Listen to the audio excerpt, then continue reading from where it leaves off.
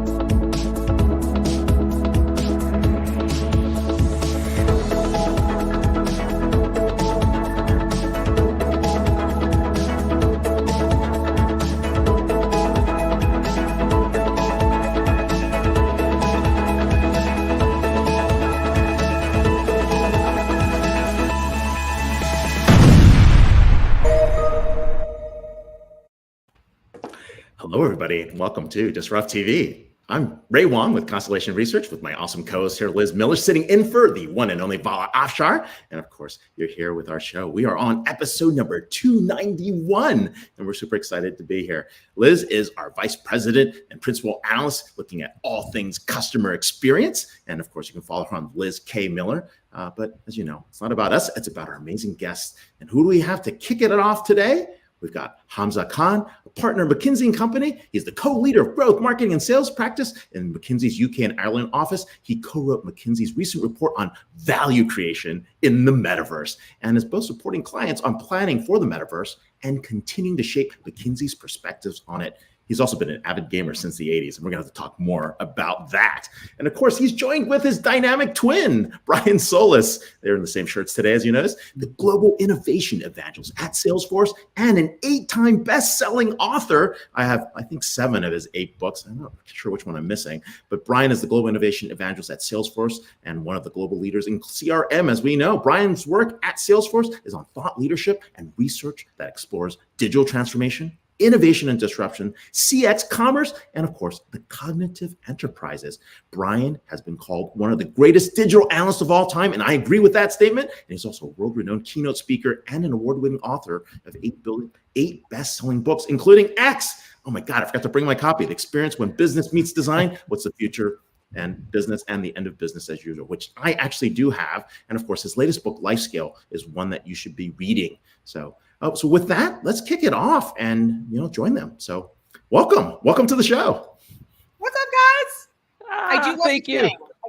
I do love the twinning, but oh my gosh, there's so much to get into. Can I just like roll right into the first question, right? No, Liz. Actually, we did want to share with you that it's a metaphor for digital twinning in the metaverse. So that's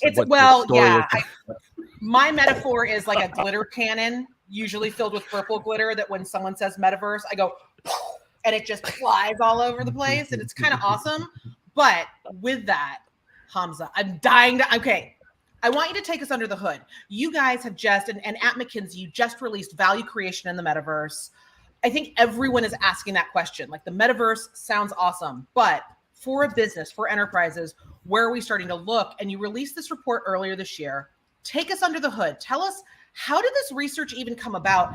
And what surprised you the most about the findings? Big starting question. I know. I don't go little on these things. We don't pull any punches. Come on. Good. But then let's get into it. So there is, I mean, you may have heard of it, right? There's a bit of hype around the term right now, but also we do think, despite the debate, right? And there's a debate, there's hype, there's like skepticism, all sorts of things you can apply to it. But there is ample value to unlock in the future. And the aim of the report was to separate the two, right? So for our client executives, help them understand what actions, if any, to take right now or to start planning for right now. And the report builds on a number of sources of insights, right? So we ran consumer research with roughly 3,500 respondents globally, with roughly 450 business leaders across sectors, across geographies. We interviewed 10 plus metaverse builders and sort of digital innovation thinkers. Brian was one of them as well. And so I would highly recommend reading at least that part of the report. And then we had a value estimation approach, right? And the thing that I would say on that is it like the number that we came out with like was big in media and everything. But the caveat that I would put in that is we're continuing to refine that. It is a very sort of bottom-up driven value estimation approach. We've spoken to 50 people, have it multiple use cases, but just the space is evolving so fast that we continue to update sort of our own projections on it as well. But all of that came together in the report, which we launched a couple of months ago. That was more sort of the approach of how it came together. We've been thinking about this for over a year now. We've been getting lots of client requests and conversations going on this as well. So we thought we'd just like put it out there and see what people thought. So that's where it was. I don't know if I answered at least the first part of the question. You did. You get points for the first half, but the second half of what surprised you the most? So the big thing that I found surprising was how many of both our consumer respondents as well as business leaders are active already in large online worlds that I will not call the metaverse right now, but like online worlds that are sort of the proto-metaverse, if I can borrow that term, that seed what will eventually be the metaverse, right? And so we're talking to the tune of roughly 80% of our consumer respondents actively engaged in online worlds, 60% of them very excited about transitioning some parts of their day-to-day lives to an online world, right? And I'm again not using the term metaverse, but like a virtual version of that activity. 80% have made some sort of transactions in virtual worlds over the last 12 months. So these are big numbers, right? And then if I talk about the other side of it, we had roughly 95% of the 450 executives we surveyed saying that they expect the metaverse to eventually have a positive impact on their industries and their organizations.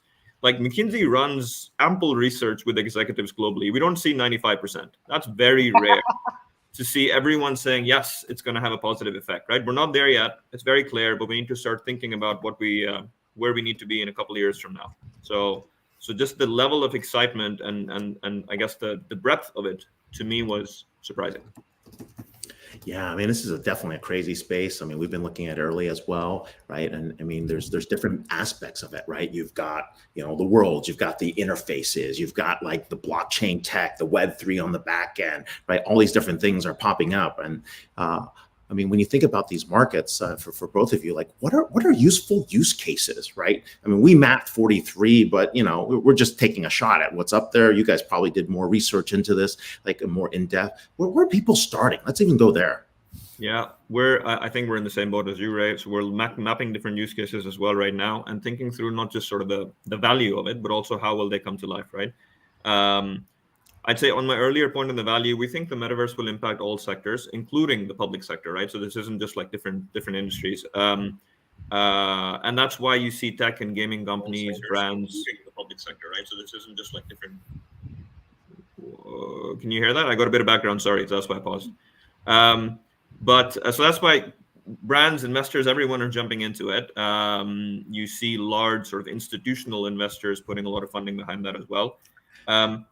So give me an example on the public sector real quickly. I'm going to like visualize, here's like a brand new building's going to look like in the environment. Am I going to do training and onboarding for folks? Hey, check out my pothole. I just took a picture of it. Can you fix it? Like what level do you see that in the public sector? My local council asks to do something, we're having a town meeting. All of that. All of that, right? And so you're seeing examples of city governments that already had like an ambitious digital agenda get into the metaverse already, right? So we're talking about Seoul, Dubai, cities in everywhere from Seoul, Shanghai, Dubai to now Rome and Milan, of course, as well.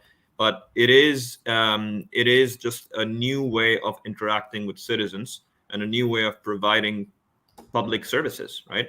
And getting to engage with them and getting to actually have a two-way conversation with them, which just hasn't been the case as much. So it is big, right? Like we can have a very long debate about what the final number is in terms of the value creation potential.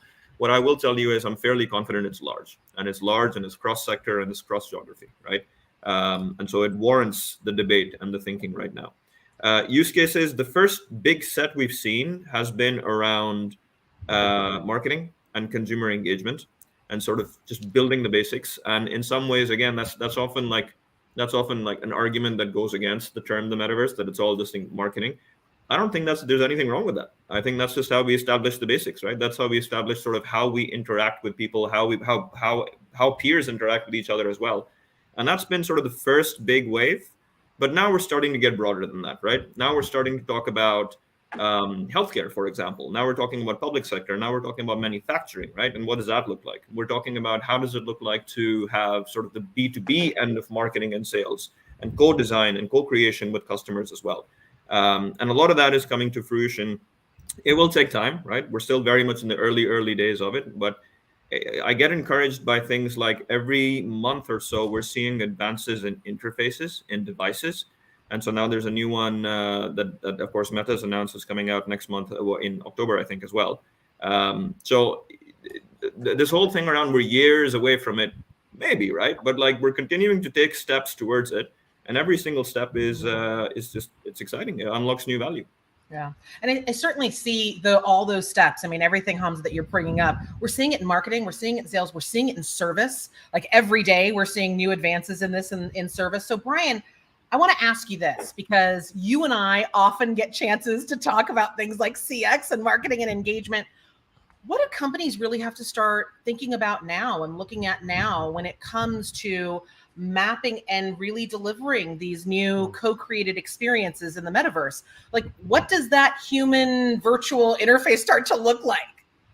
I think it's going to look like a whole bunch of things, and some of it is going to suck, and some of it isn't. And the reason I say that is because Hamza and I had a lot of time to explore what we're seeing out there and what we'd like to see. And Hamza and I are also working with Salesforce customers on helping them to imagine new possibilities. And I think that's the answer right there, is that executives don't know what they don't know.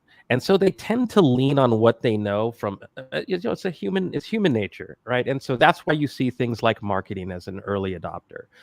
But some of the scenarios, for example, one of which that Hamza and I are working on together, imagines an entirely different way to take sort of this proto metaverse, as Hamza referred to it earlier, to create iterative steps to a more immersive web or an immersive experience. And so imagine if you created your own branded metaverse. And in that branded metaverse, you can engage people in ways that 3D and immersion and maybe even blockchain facilitate, that are more native to that type of user than a traditional web experience.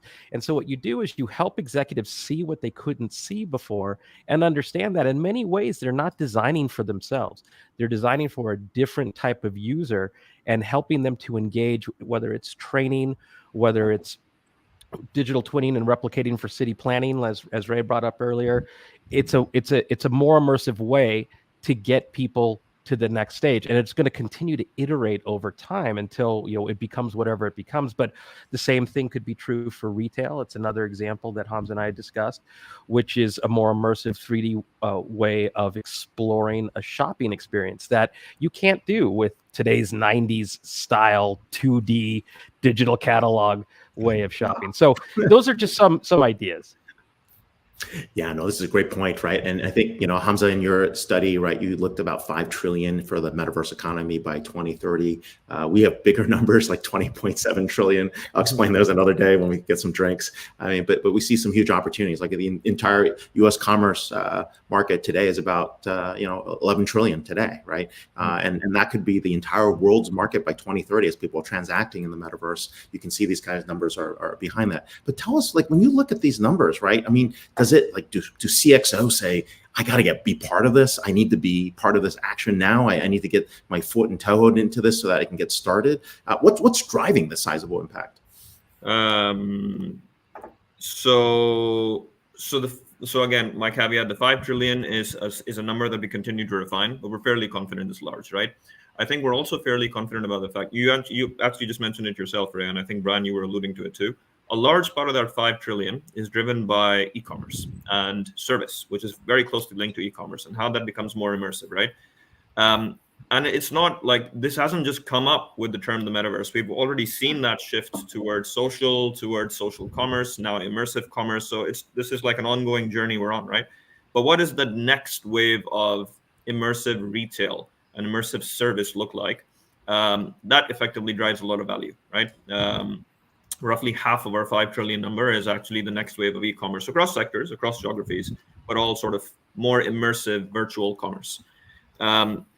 Why executives are excited about it? There's actually a number of different things at play, I think. Some of this is sort of just what I'm hearing as well, and not just from the research.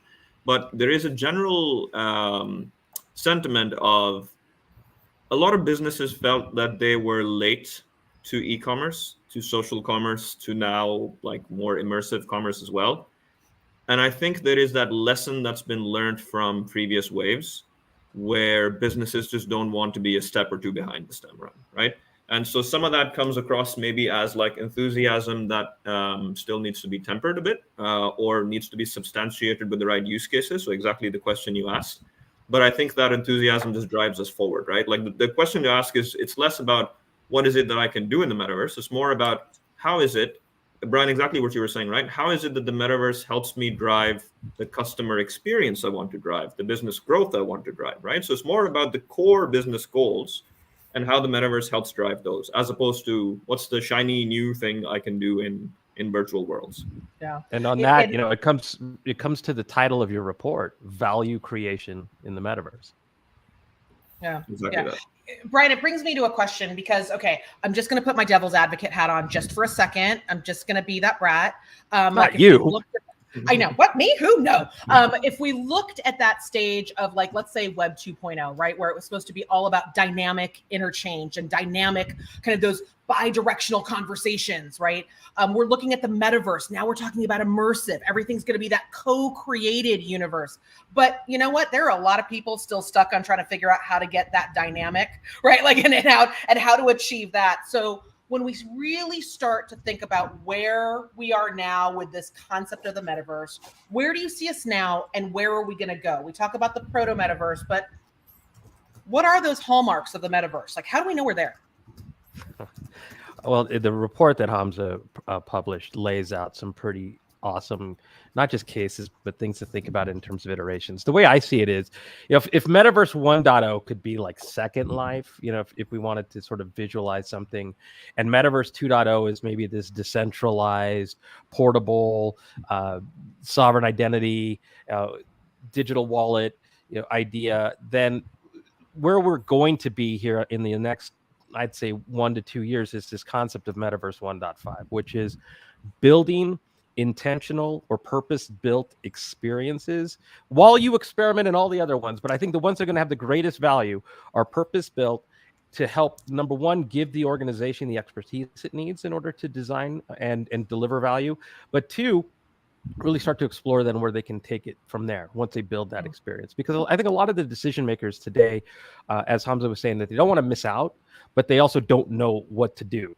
And you have to help them imagine by connecting the dots between where their audience is, where that audience is, how that audience is evolving, and then how these technologies can deliver better experiences than you can get through the web. And let's also remember too that even though we're on, both the metaverse and Web3 are very much early in the hype cycle, they are going to iterate, and like Web 2.0, as you brought up, and Web 1.0, they will all coexist. They still coexist. And I think, they're different people are going to need different experiences, but I can tell you that those who are growing up in virtual worlds, playing games, using apps with completely different interfaces, wearing Oculus, those are going to be the people that are going to need a more native immersive experience. This is going to be amazing. This is cool. But hey, before we go, we can't let this sit. What is your favorite 80s game, Hamza? Important stuff. Come on. I mean, the oldest ones I can remember are like the black and white version of Prince of Persia and the old Street Fighter games. I spent far too much time on those. 90s, man. That's 90s, man. We got to talk like asteroids and like Pitfall for me. Pitfall, exactly. Pitfall was fantastic. Activision Pitfall. Yep. Awesome. All right. Well, hey, we'll all see you in the metaverse. Maybe a meetup, for a physical meetup in the metaverse at Dreamforce. You'll hear with Hamza Khan, partner at McKinsey and Company, Brian Solis, global innovation evangelist at Salesforce, and 8-time best-selling author. Thank you so much for being here, and we'll meet you all in the metaverse. Take care. Thanks for having us. Take care. Thank you. Woohoo! All right. Who do we have next? Glitter cannon. Yeah. Glitter cannon. There she is. Hey, our next guest is Fung, co-founder and chair of the People-Centered Internet. She's been chair since 2020 of the People-Centered Internet, which she co-founded with Vinton Cerf, the founder of the Internet, the godfather of the Internet, in 2015. Why? Well, it's about building resilient communities with digital finance, harnessing data so that communities connected in networks within and between countries and among them so they can all the community members can thrive. So Mei-Ling's been everywhere. She's been invited to give the closing keynote at the World Bank IFC Global SME Finance Forum in 2020. She's been talking about the decade of transformational socio-technical lead for federal health futures as a contractor for the U.S. DoD. And she also engaged with the senior leaders across the U.S. Fed system and private sector from 2011 to 2013. But she is really the godmother of CRM, working first with Tom Siebel, and then, of course, working with Salesforce, and, of course, starting things like CRM Talk, building customer lifetime value, and, of course, helping out with Paul Greenberg in the speed of light. So there's a lot here, but she's also the chair of the core planning committee for Douglas Engelbart. If you all remember him, the inventor of the computer mouse and a number of things from Windows to the modern systems we have today. And while at SRI, led the ARC lab team that was second node on the internet.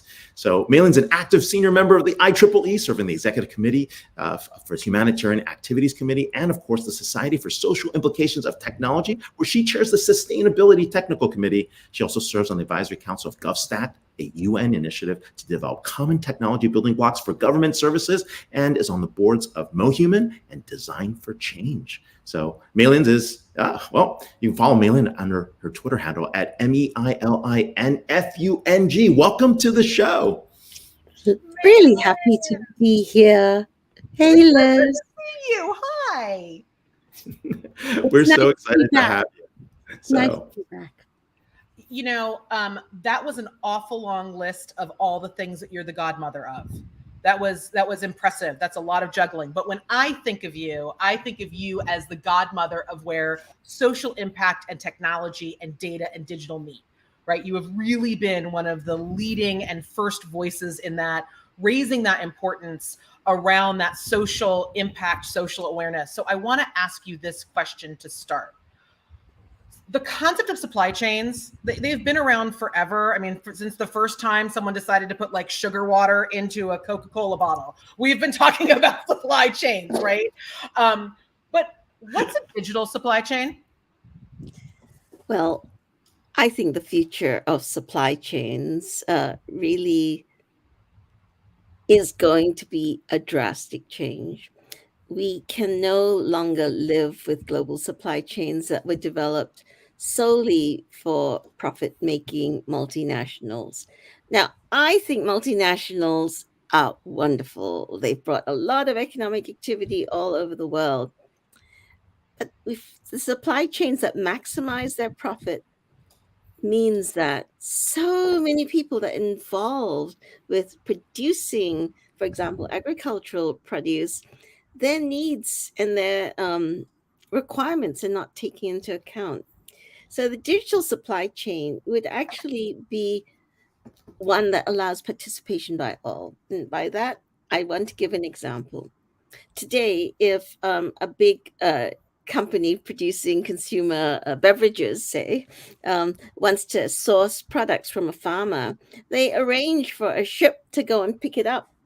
And say the ship's 2 days late. The farmer has invested their life savings in producing this crop, gets it to the port. It's 2 days late. It gets mildewed, and the entire cost of that is borne by the person least able to bear it, who is the farmer. And the global supply chains are all organized around, okay, let's make sure that the big companies don't pay anything that they don't need to. Well, the world is changing. Just as child labor became an issue for fashion companies, these kinds of stories are not going to be good for people who are selling you chocolate. And so as digital begins to inform consumers about the provenance of all of the components of the supply chain that are required to deliver the final product, we are going to see much more requirement that sustainable designs for supply chain are integrated into the supply chains of the future. And I'm working on that with the UN, looking at the digital building blocks for governments who are some of the biggest procurers in the world. And so if we can integrate government procurement requiring the sort of the augmentation of the digital supply chain to allow for equity and fairness, I think everybody can win. I call it a digital nervous system. Wow. So, hey, mailing in your DNS, right? That's one of the business use cases that you're talking about for this digital supply chain. It also sounds like what you're talking about here is sunshine is the best disinfectant, right? Creating some transparency in terms of understanding where this is. What are other business use cases, right? You talk about provenance. One of the things that we can do is really highlight things like, where something's located, right? You can even get to how much water was consumed. You can look at what their scope 2, scope 3 is in the transit of that, right? And, where do you want to go with this? Is it a marketplace? Do you want to assign some value on the back end, right? Is there an auction against this? Do people say there's certain levels of quality I want in my supply chain? Here are the requirements that I need in procurement. It sounds like that might be the direction you're talking, but I don't want to put words in your mouth. Well, I wouldn't choose anybody better to put words in my mouth, Ray. I actually just was interviewed this morning by the Media Tech Hub asking, how did I see this working out with video streaming, for example? So with video streaming, there are quality codes that are emerging, the quality of the video, but there's also the provenance of the video where there's fake news and fake information. How do you know what the provenance of the video that you're watching is? And there's new sorts of coding that's coming up where it's going to be hard to code something that's fake when it needs to be coded according to what it actually is. Like watermarks on paper, right? So yeah. We're talking here about the energy coding of video. There's actually a projection that says that information technology will consume 30% of all of the energy in the world. And it's growing really, really fast. So IT energy consumption, just like digital, is expanding. And so we have to be much more clear on the energy usage of algorithms, data centers, and video, because as digital transformation is happening in countries all over the world, the interest and demand for video streaming is just going to shoot up. And video streaming is highly energy intensive. If we can make inroads into compression of video, remote distribution, so that you don't have to send all of it to every household, but you send a compressed part and it gets decompressed near your home, then the full volume. So this is everything, right? This is the codec. This is like the efficiency of the algo. This is, yeah, your data center here is coming from, geothermal, and, this one's coming from, carbon. This one's coming from a mix, right? So you're getting down to that level of detail, right? Because we're in a digital supply chain. You can do that. That's right. And it's not just the different sources. It's every minute, every second. So where are you getting it from?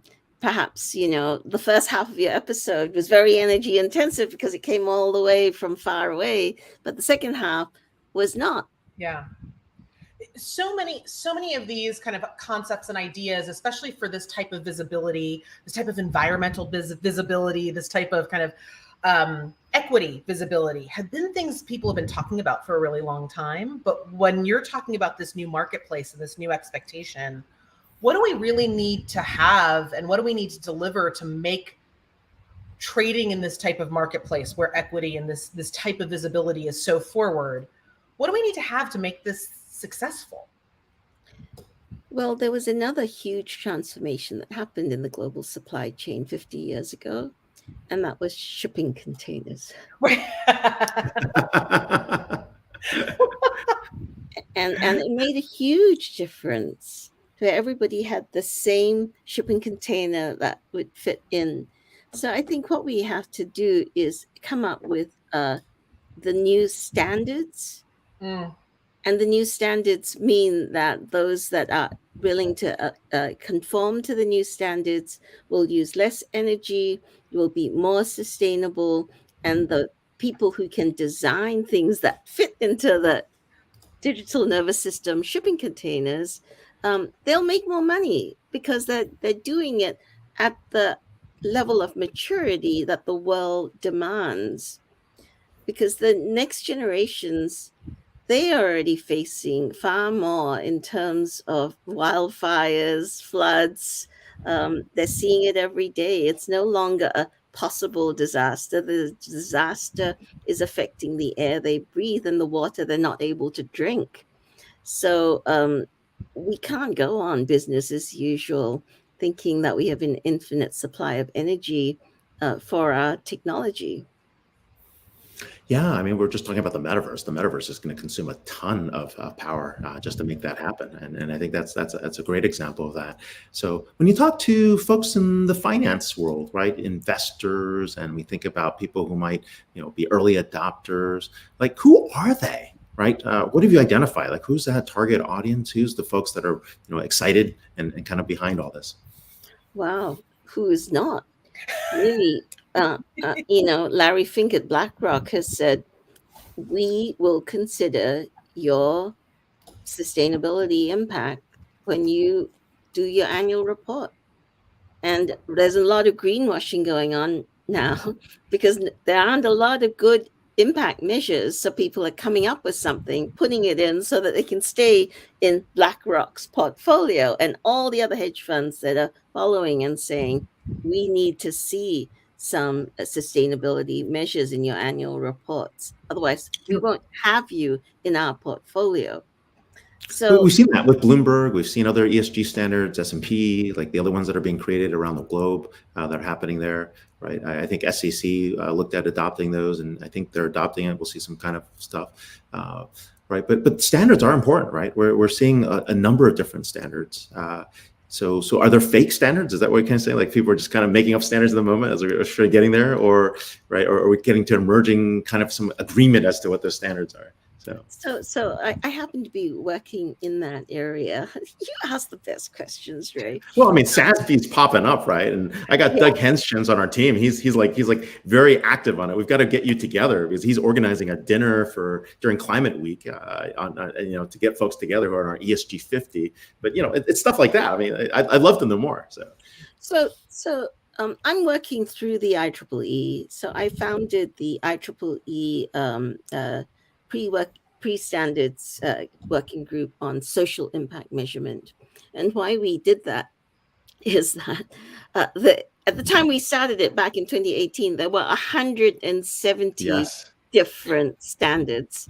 Everybody and the 171st would come along and say, I will be the standard that rules them all. And then they become the 171st. And like all good standards committees. Right.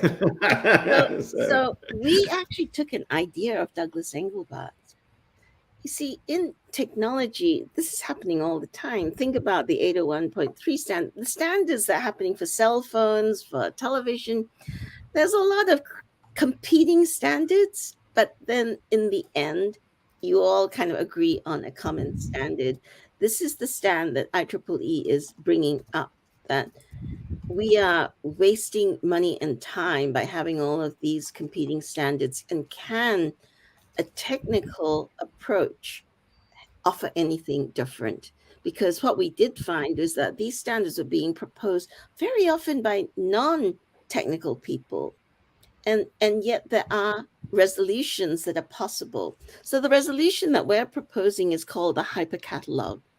So it was an idea by Douglas Engelbart that, in fact, you allow all of these different ways of communicating, but you kind of create a thesaurus, right? You say, okay, this is how they describe this. This is like this. This is not, it's this plus 2 equals the other one. And in fact, the best real life example is the Oxford English Dictionary. Okay. So the French have an academy and they define the meaning of each French word. But the Oxford English Dictionary told in that movie with Mel Gibson, The Professor and the Madman, the English called it usage. And so if you look at the word set, that's has the most usages in the English language. And they provide every usage down from the first usage. So we are taking that approach, that we're saying usage is more important than defining a single standard. But by categorizing and listing the usages, we can see what is most useful for actually achieving the final outcomes we want. We've been spending our time on the wrong thing. We shouldn't just be arguing about my usage is better than your usage, but we should be saying, which is working to reduce carbon, which is working to help people thrive. So this is, in fact, where CRM should be coming in. And I want to talk about 2 conversations I've had with CRM people over the last couple of days. CRM was originally designed to help you look at the entire timeline between getting a lead and becoming a customer and becoming an ongoing customer. Okay, so the longitudinal tracking was the big breakthrough for CRM, because before that, people were saying, Maylin, why do you need to work on this? We have contact managers. No. Goldmine works great. What do we need? Act was great. Exactly. They said, Act's got the market. Don't even bother. Anyway, CRM, $40 billion later. The 20th anniversary of a big CRM company coming up. Yeah, I mean, look at that. The same idea can be taken to social impact. Okay, longitudinal tracking, they call it logic models. What's the input? What's the output? What's the impact? What's the outcome? Actually, it's outcome and then impact.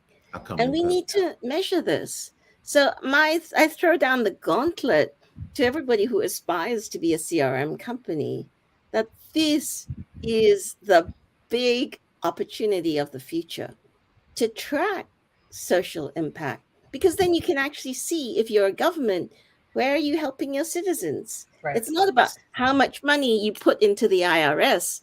It's actually how much people feel that the money that they're paying to the IRS is resulting in good services for citizens or a better future for their children. Wow, it's a prospective study that drives your hyper catalog so that you can actually get more responsive government. Or Love it. more Or responsive business. Yeah. businesses. It is amazing that, I think that people lose sight of the fact that it's okay to want to be really good at business, because it allows you to do better in the world and allows you to do all of those big aspirational programs that change the world. And I think people are a little hesitant to want to lean into that. But I think if they have that capacity to measure, have that capacity to see that longitudinal capacity for change, it changes the hesitation, because it's not cause washing. I didn't pink wash because it's April. So I love it. I think it's fantastic. Is that top of mind for you right now? Any other burning issue you want to close us out with here? I think that You got 30 seconds. I know. the burning issue is feedback. And that's why it's a CRM issue. Love it. Feedback. We need to reality check all our crazy ideas. We have no dynamic feedback and signal intelligence. Those two things are killing us. I definitely agree with you. We're with Mei-Lin Fung, co-founder and chair of the People-Centered Internet, a social impact pioneer in all counts. You can follow her on Twitter at Mei-Lin Fung. And Mei-Lin, I'll see you soon. So we got to go have lunch. Okay, take care. Bye-bye. All right, bye-bye. Wow. I don't know if I can fill my brain with any more, but now I got so many questions for Michelle. It's ridiculous. Ridiculous. Yeah, now we've got our next guest, an amazing NIH-funded researcher at University of Michigan, award-winning. Also, more importantly, she's just written a new book. So we're going to spend some time with Michelle Segar. Michelle is an award-winning researcher at the University of Michigan and health coach.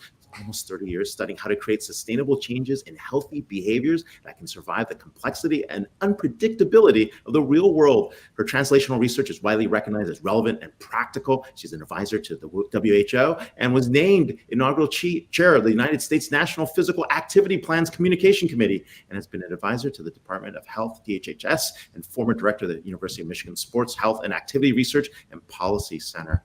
More importantly here, we're here to talk about her new book, The Joy Choice. It came out April, and it showcases exciting new science and method for breaking down all or nothing thinking and cultivating the in-the-moment decisions that support self-care, health, and well-being, and in my mind, also leadership and management. So welcome to the show, Michelle. It's great to be here. Oh my God. Okay. So it's been a crazy summer. And my husband and I sat down and we're like, okay, it's been a crazy summer. We did not exactly keep our healthy choices through the summer. Darn it, it's going to be Fit-tember. Fit-tember, here we come. And now we are sitting around being like, so Fit-tober? Like, do we look at that? And Fit-tember? So typical approach to behavior change, typical approach to kind of any type of change, right? We set that goal. We're like, all or nothing, let's go in, like a New Year's resolution. What's the problem with that? Why do so many of us, fail? Is that the right word? Yeah. No, it's a great question. And this conversation, even though it seems like a different topic from the other interviews you had, it really it intersects with a lot of the themes like sustainability and energy management and contribution and all of these things. So here's what happens. And it's because it goes back to what Brian said. People don't know what they don't know. And so what happens is that because of the old story of behavior change, the passé story of behavior change, we've been taught to initiate a change in behavior, healthy eating, getting more sleep, exercising more. We've been taught to think about it as this ideal. We're going to do it right. We're going to achieve it all. And it's based on ideals. And this happens, we create these ideals and these ideal plans in a motivation bubble. So it doesn't matter whether it's New Year's, it doesn't matter whether it's swimsuit season or an upcoming wedding or bar mitzvah. We make these plans, but guess what? What are bubbles? they're super weak and vulnerable. And all it takes is a bubble, you blow it and it seems really cool, but all it has to do is bump up against one thing and it goes like that. And that is how most of us have learned to approach starting to exercise and get fit and eat better. So that's the answer to your question is we've been taught to do it in a motivation bubble that just bursts on impact with regular life. My bubbles have been bursting all over. I'm not going to lie, Michelle. They are banging into things left and right. Let's not do that anymore. That's easy to say. And so we got habiters and inhibitors you talk about in your book, right? What are they and why they're so distinct, right? And it's a very important concept in terms of your book. So why is that the case? Sure. So another thing that's part of what I'm calling the old story of behavior change is we've been taught that we do so much of our life on autopilot that let's put our exercise and healthy eating on autopilot too. And hey, who doesn't want that? It kind of works with flossing, right? We don't have to think about flossing. We just do it when we brush our teeth at night. But the problem is that there are assumptions underlying creating these automatic habits that we don't have to think about doing.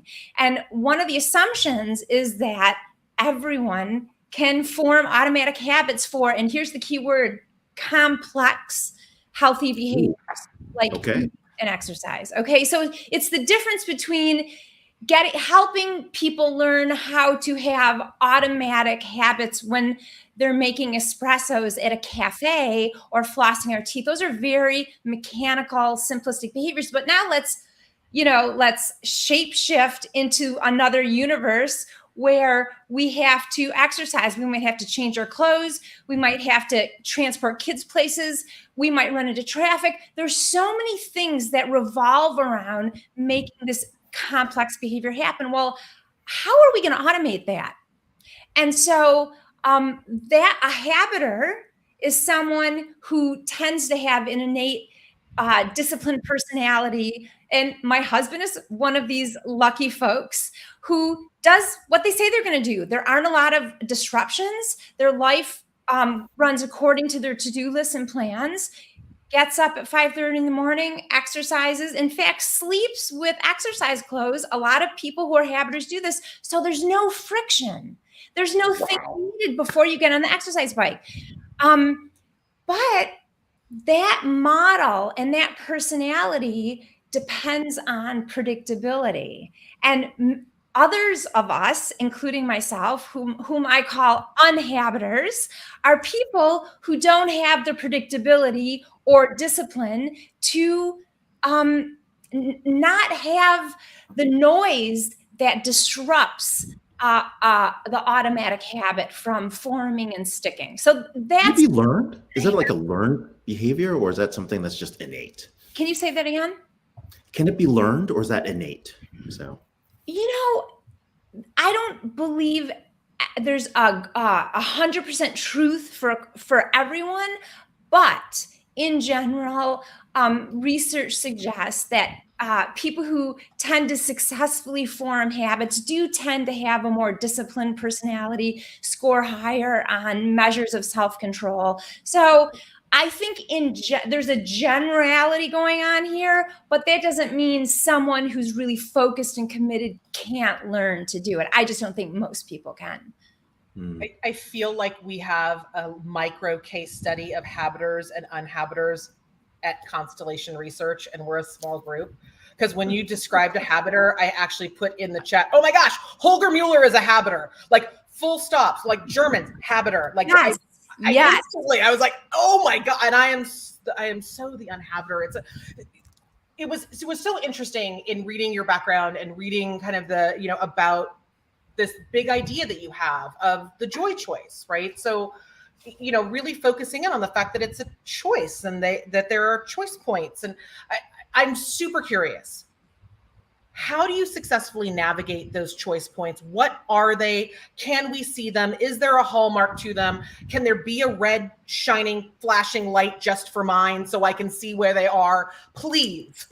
Yes. So this is how we escape, in a way, the motivation bubble problem. Because what we're doing is we're going from just this initial period of ideals and talking about, well, how do we sustain it long term? And what that means is that we have to toss the ideal mentality. Again, not everyone has to, but I would say most people have to, because it hasn't worked for most people. And we need to think about how we're going to navigate those disruptions that happen unexpectedly that we can't predict in our daily lives. And those are called choice points.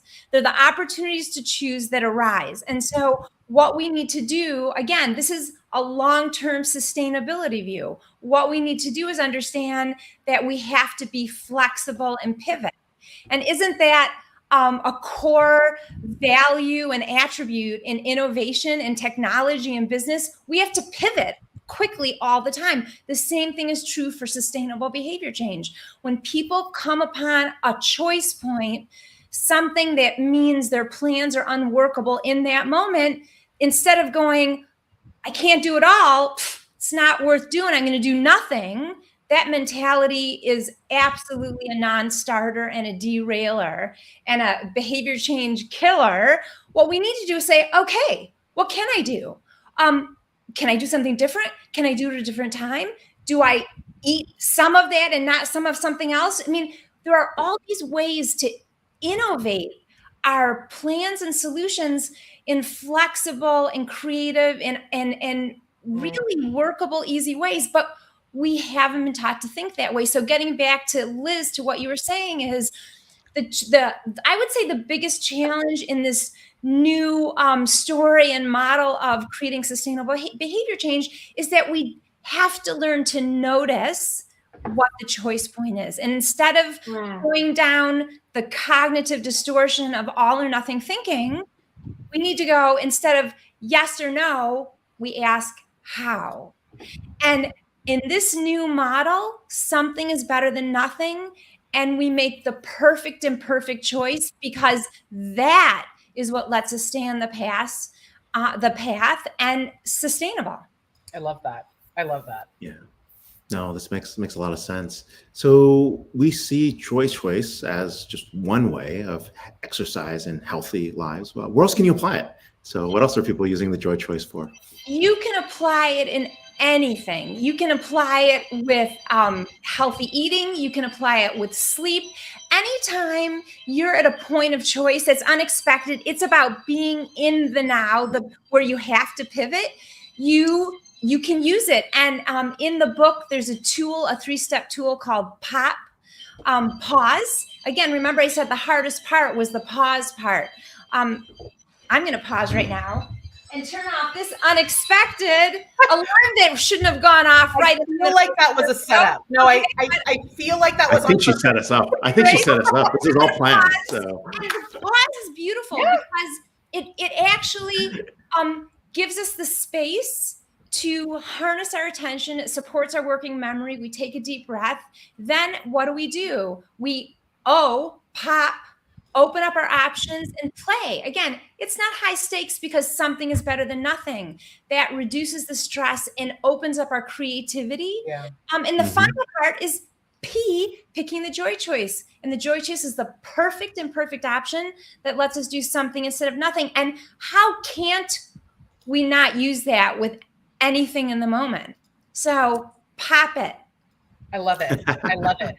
You know, it's so interesting. Like when people think about those big changes, whether it's like, let's take healthy eating. I think also the way we've been trained to think about it is to list out all the things you can't have, right? Like you can't have all the things that you love. You can't have pizza. I know that you may love pizza, but you can't have it anymore. And it, you know, in listening to what you're talking about, that seems like that negative point of view, that negative traditional posture, as opposed to thinking about what you can have and being able to say, wow, I actually really like this. I can have these healthy options. So when you start to make those decisions and see maybe where some of the traps are, because it kind of feels like listing out the things that you can't do feels like a trap.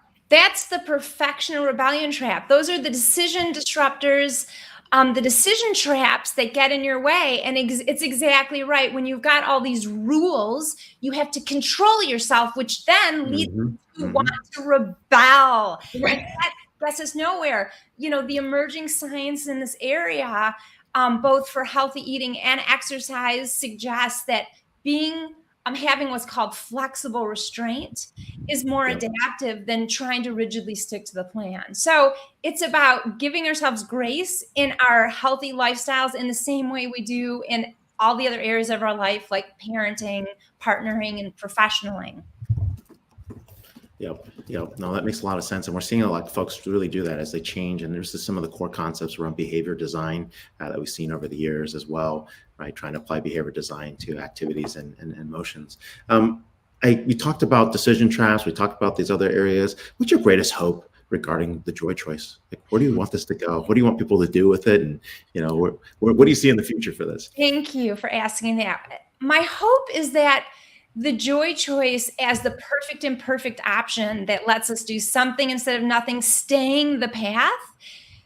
Who doesn't want to make a joy choice? And it's making the joy choice is really the easy thing to do. So my hope is that this concept goes universal, goes metaversal, so that it becomes the thing that people want to do, that enables them to take care of themselves, which is what we need, not just to maintain our own energy, but to be really the nicest we can be, kindest to people in the world. So when it comes down to it, the way we take care of ourselves determines how well we contribute to the rest of the people and the planet.